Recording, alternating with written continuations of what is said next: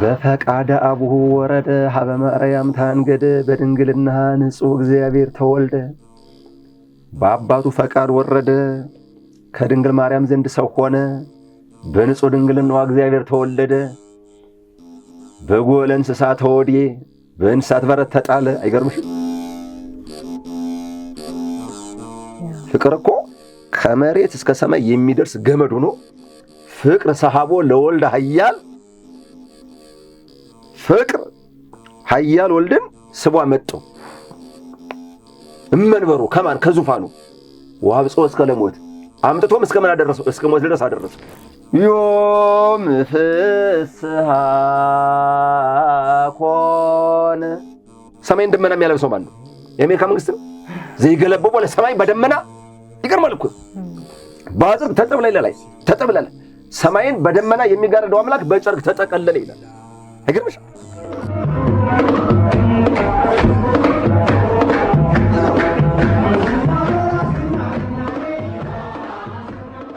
ሰላም አድማጭ ተመልካቾቻችን እንደምን አላችሁ?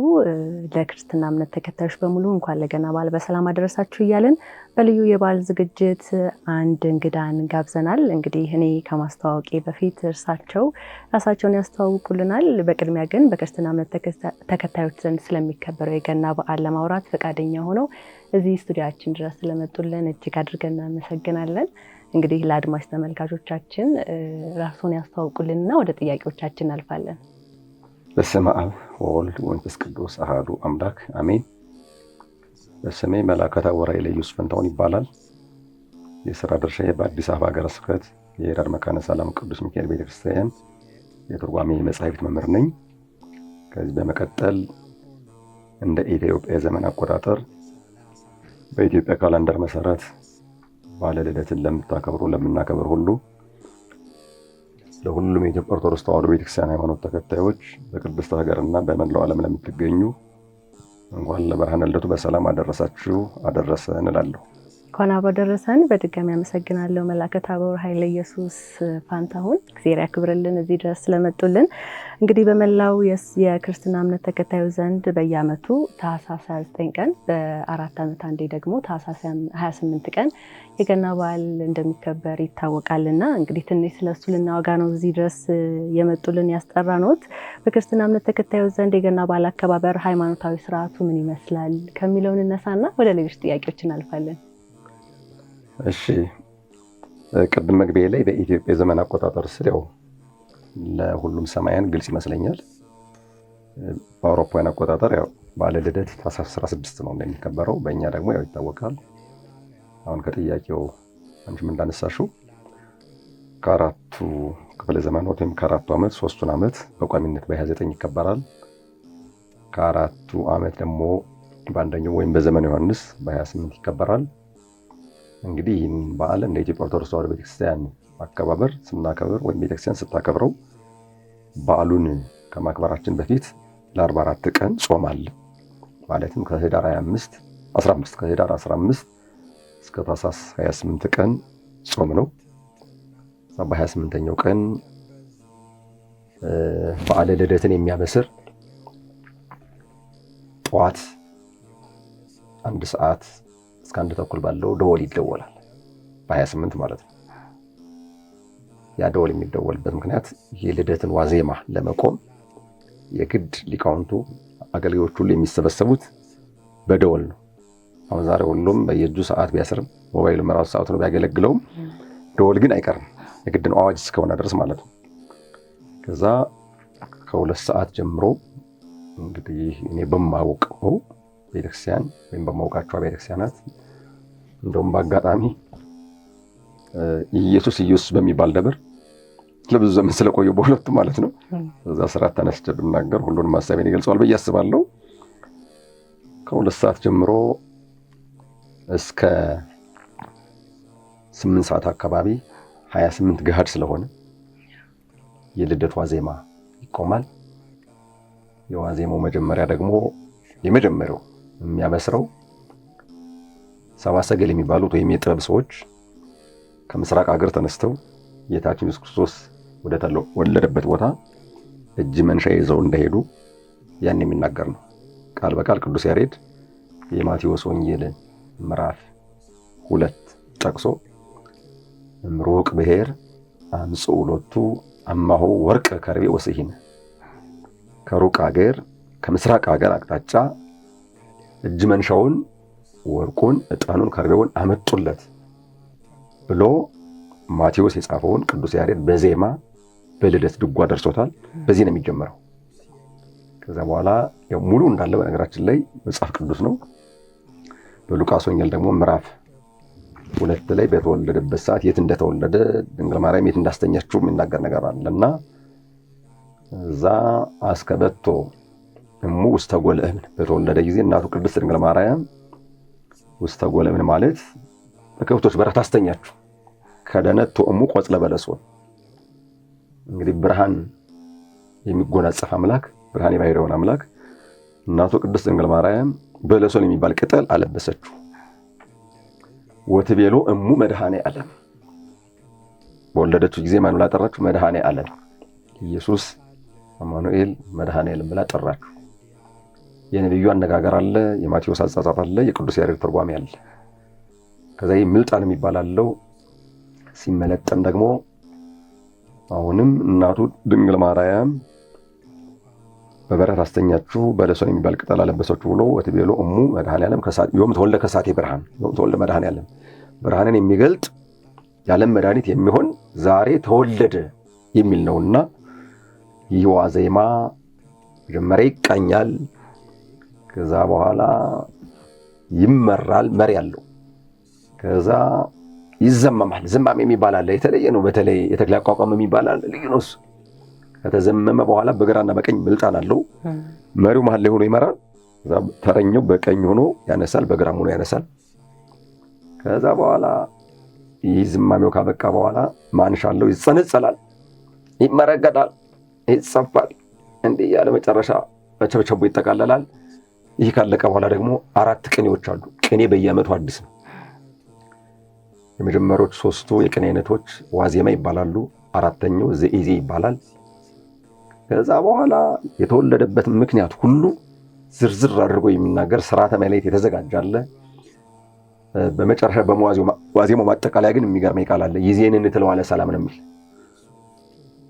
ዛሬ የዓለም መድኃኒት ክርስቶስ ተወልዷልና እንግዲህ ዛሬ ሰላምን እንከተላት ይላል። ሰላም የተጀመረበት ሰላም የተመሰረተበት ቀን ነውና ባለ ልደቱ አሁን ሥርዓተ ዋዜማውን በዚህ ካጠቃለልን በኋላ ከአገልጋዮች አንዱ ስለሆንኩ አብሬ ልግለጸውና እሺ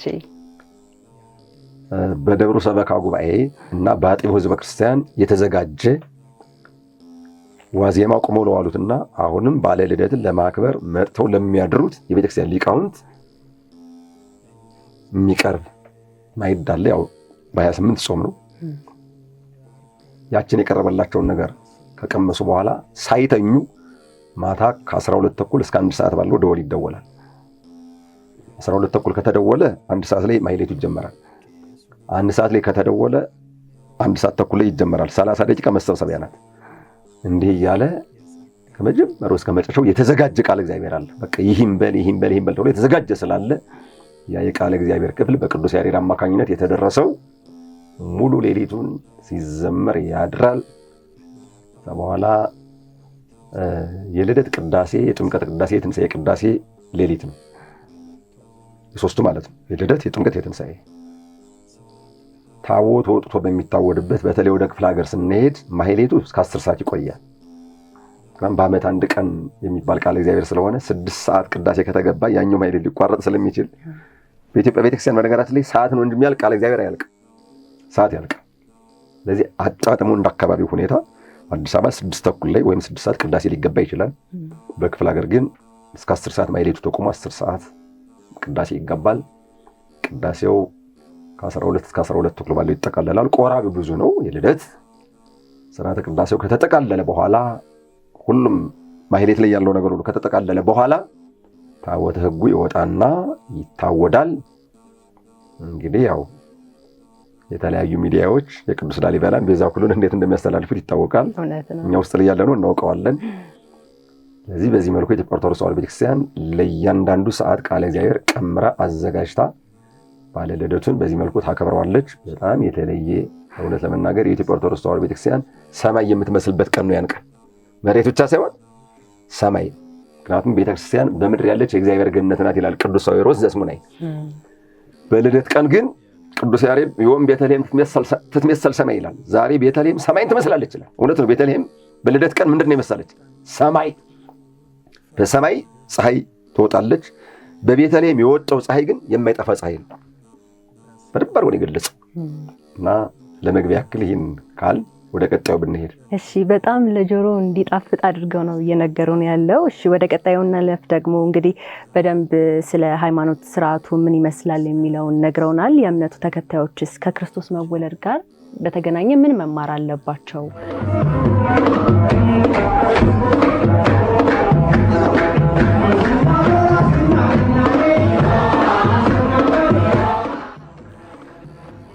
እንግዲህ የኢየሱስ ክርስቶስ ልደት ሁሉን አስተምሯል፣ የቀረ የለም። አሁን ችግሩ ከተሰጠው በተግባር የኢየሱስ ክርስቶስ ትምህርት ቲዎሪ አይደለም፣ እያንዳንዱ በተግባር የተገለጠ እና በኢየሱስ ክርስቶስ የምናምን ሁሉ እኔ ዝለ የምናገረው መቼም የኦርቶዶክስ ተዋሕዶ ቤተክርስቲያን ወክዬ ነው። የሌላውን አላውቅም። የራሴን ማወቅ ይጠበቅብኛል። የራሴን ካወቅኩ ደግሞ ይበቃኛል። በታሪክም በምንም ይታወቃል። የኢትዮጵያ ኦርቶዶክስ ተዋሕዶ ቤተክርስቲያን ምንም ቀደምት ከሚባሉት አንዷ ናትና እንግዲህ ከኢየሱስ ክርስቶስ ምን መማር አለብን ከተባለ ኢየሱስ ክርስቶስ ሰው የሆነበትን ነገር መረዳት ነው። ክርስቶስ ሰው የሆነው ለሰው ነው። ባጭሩ አዳምን ለማዳን ሁለተኛ አዳም ተብሏል። ሰውን ለማዳን ሰው ሆኗል። ሳይወለድ እኮ ሰው አይደለም፣ አምላክ ነው። አሁን ሰው ሆኖ ሲወለድ ግን ሰው ሆነ። አምላክነት ያለው ሰው፣ ሰውነት ያለው አምላክ በሰውነቱ ተዳሷል፣ ተጨብጧል። በተወለደበት ሰዓት እኮ በሚገርም ሁኔታ እንደ ሕፃን እኮ አልቅሷል። በቅዳሴው እንደምትሰሙት አሁን ዘመን አስተርእዮ እንግዲህ ከልደት በኋላ ያለው በተለይ ቅዳሴ ዲዮስቆሮስ የሚባል አለ። እሱ ሲቀደስ ልዩ ነው። ካህኑ ሲቀድሱ አራራይ የሚባል ንባብ አለ። በዚያ ቃለ ቅዳሴ ነው የሚያነቡትና በፈቃደ አቡሁ ወረደ ሀበ ማርያም ታንገደ በድንግልና ንጹሕ እግዚአብሔር ተወልደ። በአባቱ ፈቃድ ወረደ፣ ከድንግል ማርያም ዘንድ ሰው ሆነ፣ በንጹሕ ድንግልናዋ እግዚአብሔር ተወለደ። በጎለ እንስሳ ተወድየ፣ በእንስሳት በረት ተጣለ። አይገርምሽም? አምላክ በእንስሳት በረት። የእንስሳት በረት ታውቂያለሽ? የከተማ ሰው አያውቅም። እናውቃለን። ታውቂዋለሽ አይደል? ገብቶሻል ማለት ነው። ጠያቂ ካልገባው ተጠያቂ ራሱ ምስጢር አይመጣለት። የሚገርም ነው በእውነት። አማ ንጉሥ ተወፌ ንጉሥ ነውና ደግሞ እንደ ንጉሥነቱ እጅ መንሻውን ተቀበለ። ቅድም መግቢያ ላይ ያልነው ወርቁን፣ ዕጣኑን፣ ከርቤውን ወከመ ሕፃናት በከየ ሕፃን ሆኖ ተወለደ። ደግሞ እንደ ሕፃናት አለቀሰ። እንዘ ኢስዕል ማጥባተ ሙሲሳዬ ከእናቱ ጡት ወተትን እየለመነ ይላል። አይሽ ሰውን ለማዳን ሰው ሲሆን ሕፃን ሆኖ ነው የተገለጠው። በማቴዎስ ወንጌል ምዕራፍ 2 ቅድም በጠቀስኩት ጥቅስ ሰብአ ሰገል የጠየቁ የተወለደው የአይሁድ ንጉሥ የት ነው እያሉ ነው። ያገኙት ግን ሕፃኑን ነው አይደል? ሕፃኑን ነው። እና ንጉሠ ነገሥት እግዚአ አጋዕዝት አምላከ አማልክት ፈጣሪ ዓለማት መጋቢ ኩሉ ፍጥረት ሲሆን መወለድ ብቻ ሳይሆን የተወለደበት ሰዓት ሌሊት ነው፣ ቀዝቃዛ ነው። በጊዜው እሱ ሲወለድ እስትንፋሳቸውን የሚያሟሟቁት ላሞችና አህዮች ናቸው። የኢሳይያስ ትንቢት ደረሰ፣ ተፈጸመ። ምዕራፍ 1 ከቁጥር 1 ጀምሮ ውሉደ ወለድኩ ዋለ ሐቁ፣ ልጆቹን ወለድኩ ዋለ ሐቁ፣ በሕግ በአምልኮት በሥርዓት አሳደግኩ። እሙንቱ ሰአለውኒ፣ እነሱ ምን ወነጀሉኝ ካለ በኋላ ለሃይምኒ አይመረዛ ጥሬው፣ ላም ግን የገዛውን አወቅ። ወአድግኒ ምቅመሆ፣ አህያም ደፈጫ የሚቅምበትን አወቅ። እስራኤል እስተኛ አይመሮኒ፣ እስራኤል ግን አላወቁኝም። ያሳዝናል እኮ አይሽ። ላም በሬ የገዛውን ያውቃል፣ አህያም ደፈጫ የሚቅምበትን ያውቃል። ለእስራኤል ያላደረገው ታምር የለም። ያን ሁሉ አድርጎላቸው እስራኤል ግን አላወቁትም ተብሏል። እና የትህትናውን ሥራ ስንመለከት እንደው በነገራችን ላይ ሲወለድ ጀምሮ ነው በትህትና ያሳየን። አሁን እንደው በዓለም ላይ በጣም የታወቁ ኃያላን የሚባሉ ሀገሮች አሉ። የአንድ ሀገር መሪ በጣም የሀገራት መሪዎች ወደ ኢትዮጵያ ይመጣሉ። በየዓመቱ የአፍሪካ አንድነት ድርጅት ስብሰባ አዲስ አበባ ላይ አይደል ይመጣሉ። ግን እንደው በጣም ሀያላን የሚባሉ ሀገሮች እና አሜሪካን እና ሩሲያ እና ቻይና አሉ። አሁን የነሱ ሀገር መሪ ወደ ኢትዮጵያ በአህያ ተጭኖ ይመጣ ምን ትያለሽ? ይገርማል። እርግጠኛ ነኝ ሙሉውን ቀን ሰበር ዜና ነው የምትሉ እናንተም ጨምሮ ይገርማል። አሁን ከሰማይ የመጣው አምላክ ግን በበረት ነው የተኛው። እኔ የሚደንቀኝ ይሄ ነው። ይህንም የሚያስተምር ሰው ለምን ትዕቢተኛ ይሆናል? ስለዚህ ከክርስቶስ ምን እንማራለን ከተባለ አንዱ ትህትና ነው። የመጀመሪያው ፍቅር ነው። ያመጣው ማን ነው? ፍቅር ነው። ፍቅር እኮ ከመሬት እስከ ሰማይ የሚደርስ ገመድ ሆኖ ፍቅር ሰሐቦ ለወልድ ኃያል ፍቅር ኃያል ወልድን ስቧ መጣው እመንበሩ ከማን ከዙፋኑ ወአብጾ እስከ ለሞት አምጥቶም እስከ ምን አደረሰው? እስከ ሞት ድረስ አደረሰው። በዚያም ቢባል አንድ ሰው 80 ቅዱሳት መጻሕፍትን ትርጓሜያቸውን ተምሯል ቢባል ሌላውንም ተምሯል ቢባል እንደው የረቀቀ የመጠቀ ዕውቀት አለው ቢባል ትህትና ከሌለው ዕውቀቱ የዲያብሎስ ዕውቀት ነው የሚሆነው። ዲያብሎስ ዕውቀት አለው የሌለው ምንድነው? ሁለት ነገር ነው፣ ሃይማኖትና ትህትና የለውም። እንደውም በትዕቢቱ መልአክ የነበረው ምንድነው የሆነ? ሰይጣን አይደል የሆነ እንጂ በተፈጥሮ እኮ መልአክ ነው የነበረ። ትዕቢት ግን ምን ያደርጋል? ያወርዳል። ሰይጣን ያደርጋል። ማውረድ ብቻ እኮ አይደለም፣ ሰይጣን ያደርጋል። ፈርዖንን እንዲሰጥም ያደረገው ማን ነው? ትዕቢቱ። ፈርዖንን እንትና ናቡከደነጾርን ሪያው ያደረገው ምንድነው? ትዕቢቱ አይደለም እንዴ? ከቤተ መንግስት ወጥቶ እኮ 7 ዓመት ጤዛ እያረሰረሰበት ቅጠል እየበላ ሳር እየበላ እኮ ኖሯል። ናቡከደነጾርን የሚያክል ንጉስ ያን ጊዜ በነበረው ክፍለ ዘመን እኮ የባቢሎን ንጉስ የመጨረሻው እኮ ነው። ልክ አሁን የአሜሪካ ፕሬዚዳንት እንደሚባለው ማለት ነው። እና ትዕቢት ግን እንደዛ ያደርጓቸዋልና ከኢየሱስ ክርስቶስ በዋናነት የምንማረው ለሰው ልጅ ያደረገው ፍቅር፣ የቸርነት ስራ፣ ያሳየን ትህትና፣ እንደ ሕፃን ማልቀሱ መብርሃንን አንቺ እኮ መግለጽ አይቻልም። አንዳንድ ጊዜ እኮ እንኳን ያላወቁትን ማስረዳት ያወቁትን ማስረዳት ይከብዳል አይደል? እሺ በጣም ቆንጆ እያደረጉ ነው እያብራሩልን ያሉት። በመላው የክርስትና እምነት ተከታዩ ዘንድ የሚከበረውን የገና በዓል ምክንያት በማድረግ አድማጮቻችን መላከ ታቦር ኃይለ ኢየሱስ ፋንታሁን በአዲስ አበባ ሀገረ ስብከት የረር መካነ ሰላም ቅዱስ ሚካኤል ቤተክርስቲያን የትርጓሜ መጽሐፍ መምህር የሆኑት ጋር እያደረግነው ያለውን ቆይታ እያደመጣችሁም የተከታተላችሁም ስለሆነ እጅግ አድርገን እናመሰግናለን። በድጋሜ ለክርስትና እምነት ተከታዩ ዘንድ እንኳን ለገና በዓል በሰላም አደረሳችሁ ብለናል። ውይይታችን አላበቃም፣ ይቀጥላል። እንግዲህ ወደ ሌሎች ጥያቄዎች ነው የምናልፈው። ቅድም ምን ሲሉ ነበር? ሰላም የተጀመረበት ቀን ነው የጌታችን የመድኃኒታችን ኢየሱስ ክርስቶስ ልደት ሰላም የተጀመረበት ቀን ነው ብለውናልና እንደው አሁን ካለው ከሀገራችን ሁኔታ ጋር እናያይዘውና እርስ በርሳችን የምንባላበት የምንፋጅበት ጊዜ በየቦታው ሰላም የታጣበት ጊዜ ነውና የክርስቶስ ትህትናውን በማየት የሰው ልጆች አሁን ካለብን ሁኔታ ወጥተን ወደ ሰላም፣ ወደ ፍቅር፣ ወደ ትህትና ለመግባት ምን ማድረግ አለብን? በምን መንገድ ነው መሄድ ያለብን? ምንስ ያስተምረናል? በሰላምና በመቻቻል መኖርስ እንዴት ያሳየናል? ታላቁን መጽሐፍ ስያሜው ራሱ መጽሐፍ ብቻ አይደለም፣ መጽሐፍ ቅዱስ ነው የሚባለው። ቅዱስ መጽሐፍ የተባለው ደግሞ እግዚአብሔር መንፈስ ቅዱስ ስላጻፈው ነው። ገላጩ እግዚአብሔር መንፈስ ቅዱስ፣ ጸሐፊዎቹ ቅዱሳን ነቢያት፣ ሰባኪዎቹ ቅዱሳን ሐዋርያት፣ መጽሐፍ ቅዱስን የተረጎሙት ሊቃውንትም ቅዱሳን ሊቃውንት ናቸው። በሉቃስ ወንጌል ምዕራፍ 2 ቁጥር 11 ላይ ጌታችን ኢየሱስ ክርስቶስ በተወለደበት ሰዓት እረኞች በረት ከሚጠብቁበት ላይ እንዳለ ብርሃን ሲከበው ደንግጠዋል። ከዚያ በኋላ የእግዚአብሔር መልአክ መጥቶ ያ መልአክ ቅዱስ ገብርኤል ነው፣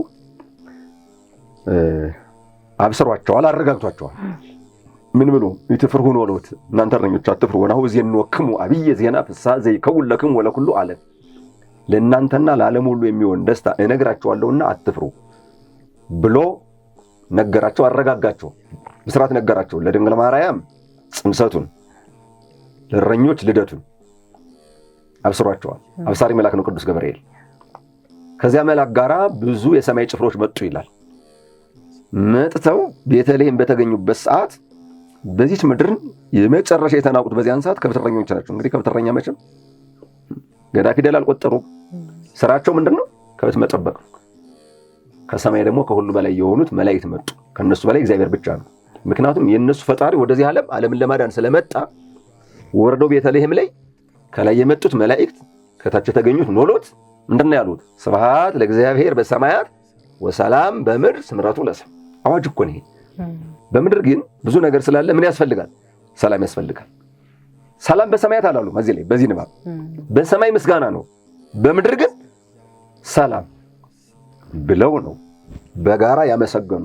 ሊቁ ቅዱስ ያሬድ ዮም አሃደ መሬት ኮኑ መላእክት ወሰብ ከመ ይሰብሑ ለክርስቶስ በቃለ አሚን።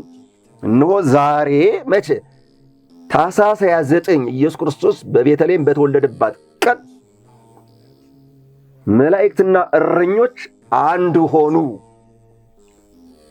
ንጉሠ ነገሥት ክርስቶስን በሃይማኖት ቃል ያመሰግኑት ዘንድ ተብሎ በስፋት በምላት ይሰበካል፣ ይነገራል፣ ይተረጎማል፣ ይመሰጠራል።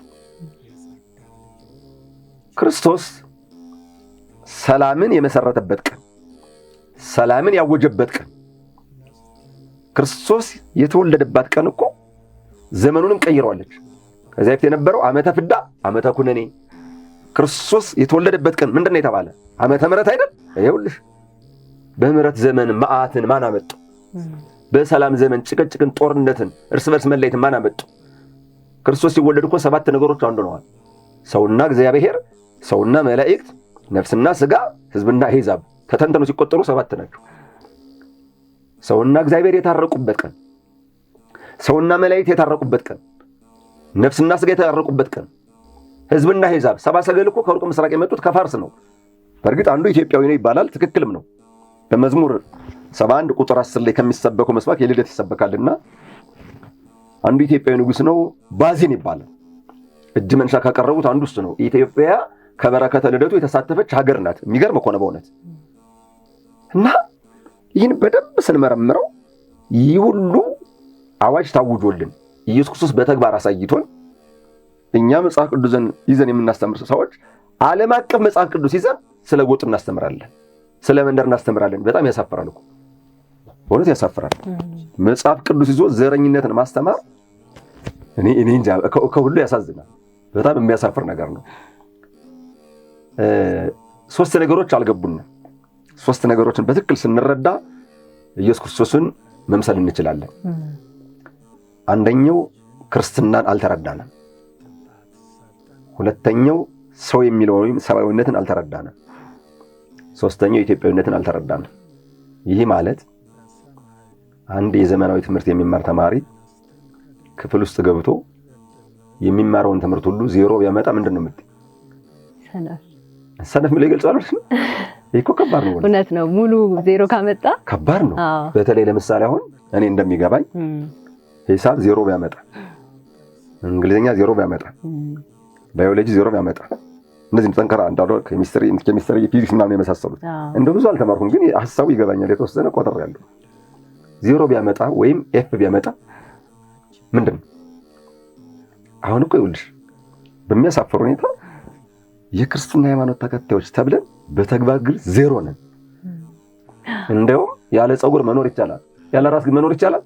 በፍጹም። ስለዚህ ራስ የሆነውን ክርስቶስን ረስተነዋል። ክርስቶስን ረስተነዋል ማለት ክርስትናን አናውቅ። የክርስትና ትምህርት ባህሪው ሰላም፣ አንድነት፣ ፍቅር፣ ርህራሄ፣ ትዕግስት፣ ትሕትና ነው። በቃ ይሄን የምትሰሙ ሁሉ በቃ ወንጌሉን ተመልከቱት። ምንድነው የሚል? ዛሬ በቃ የደስታ ቀን ነው ይላል ቅዱስ ያሬድ። እንደውም በዜማው ምን ይላል መሰለሽ? ስለ ልደት በደረሰው ዮም ፍስሐ ኮነ በእንተ ልደቱ ለክርስቶስ፣ ዮም ፍስሐ ኮነ። ድምፄን ዘግቶኛል፣ ለዜማም አይሆንም። በእንተ ልደቱ ለክርስቶስ ውእቱ ኢየሱስ ክርስቶስ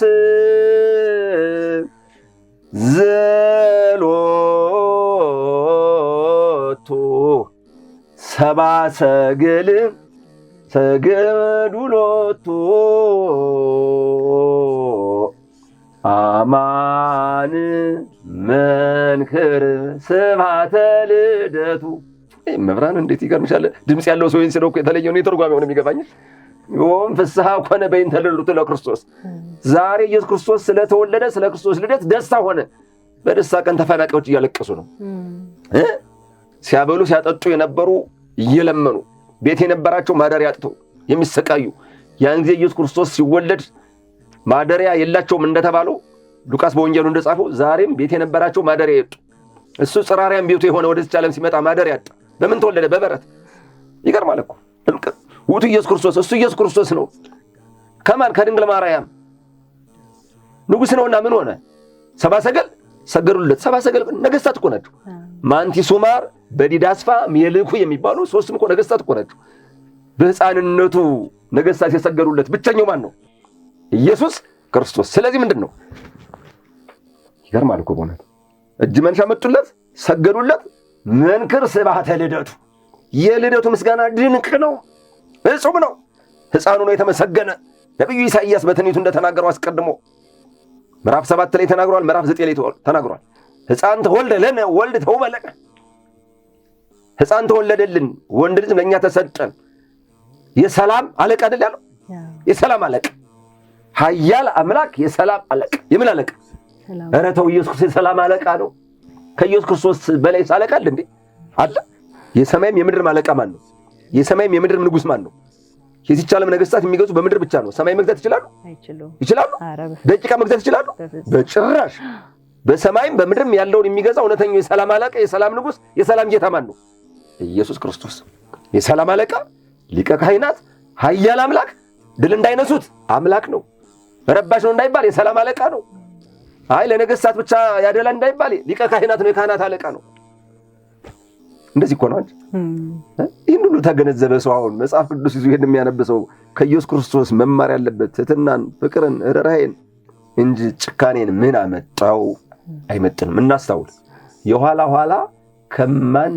ወጣበት ጸጸት አዘቅት ውስጥ እንገባለን እርግጠኛው ነኝ ነገር በቸርነቱ ግን ሁሉንም ለንስሐ ሞት ያብቃቸውና የቤተክርስቲያናችን ትምህርት ግልጽ ያለ ወጥነት ያለው ሁሉ ጊዜም በቃ የኢትዮጵያ ኦርቶዶክስ ተዋሕዶ ቤተክርስቲያን ማይደረ መለኮት ሀገረ መላእክት ወሃቢተ ሕይወት ነቃ ቅድሳት መዝገበ ምስጢራት በቤተ መቅደሱ ቅዳሴ መላእክት የሚቀደስባት በማይሌቱ ሰባተ መላእክት ማይሌተ መላእክት የሚቆምባት በስንክሳሩ ደግሞ ገድለ ሰማዕታት ዘወትር የሚነበብባት ኪዳን የሚደረስባት ኪዳኑ ሲጀምር እኮ ሰላም ነው የሚባለው በሁሉም ነገር በነገራችን ላይ በሥርዓተ ማይሌት ማጠቃለያው የመጨረሻው ቃል እግዚአብሔር ሰላም ነው የሚባል ሰላሙ ከተባለ በኋላ አቡነ ዘበሰማያት ምክንያቱም ሰላም ካገኘ ሌላ ምን ያስፈልጋል ባውደ ምሕረቱ ትንቢተ ነቢያት ስብከተ ሐዋርያት የነቢያት ትንቢት አንድ ሆኑ የሐዋርያት ስብከት አንድ ሆኑ የሊቃውንት ትምህርት አንድ ሆኑ አትጣሉ ከማን ተመራችሁታል ከክርስቶስ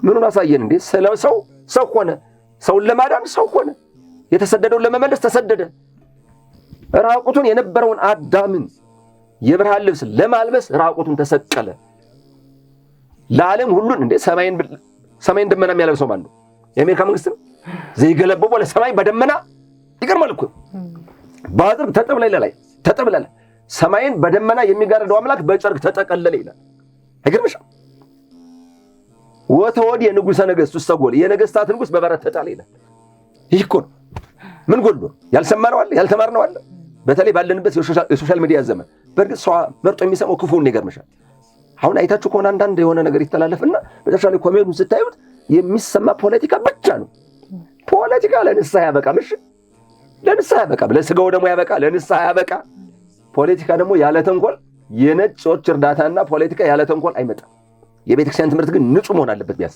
ንጹህ ምክንያቱም የምናስተምረው መጽሐፍ ቅዱስ ንጹህ ነው እውነት ነው እውነተኛ መጽሐፍ ቅዱስ ይዞ ሰው ሐሰት ያስተምራል እንዴ ስለ ርኅራኄ የሚያስተምር መጽሐፍ ይዞ ሰው ጭካኔ ያስተምራል እንዴ በተግባርስ ያውለዋል እንዴ ስለ አንድነት የሚያስተምረውን ያሰጋብ ዝርዋነ መጽሐፌን እንደሚገርምሻል ከልደት በፊት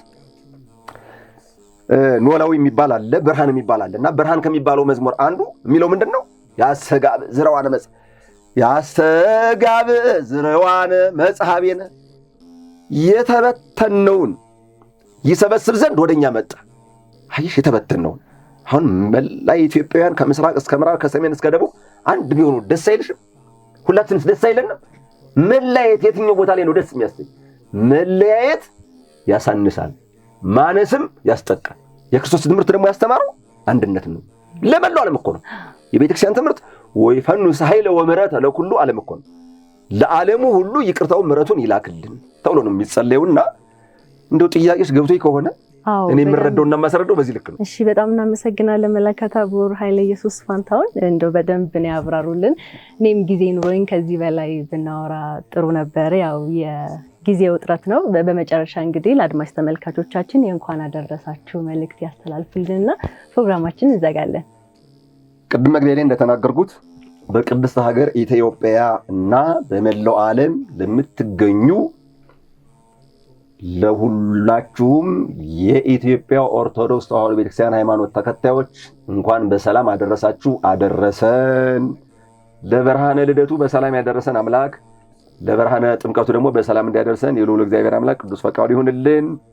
እንደው በተቻለ መጠን ሳንናናቅ እንከባበር፣ እንደማመጥ፣ እንወያይ።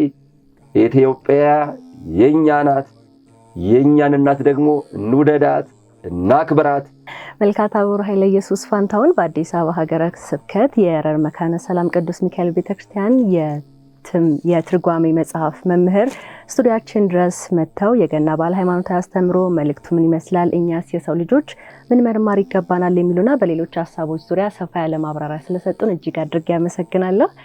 አድማጮች ተመልካቾቻችን በድጋሚ ሸገር ራዲዮ ለመላው የክርስትና እምነት ተከታዮች እንኳን ለገና በዓል በሰላም አደረሳችሁ፣ መልካም በዓል ይሁንላችሁ እንላለን።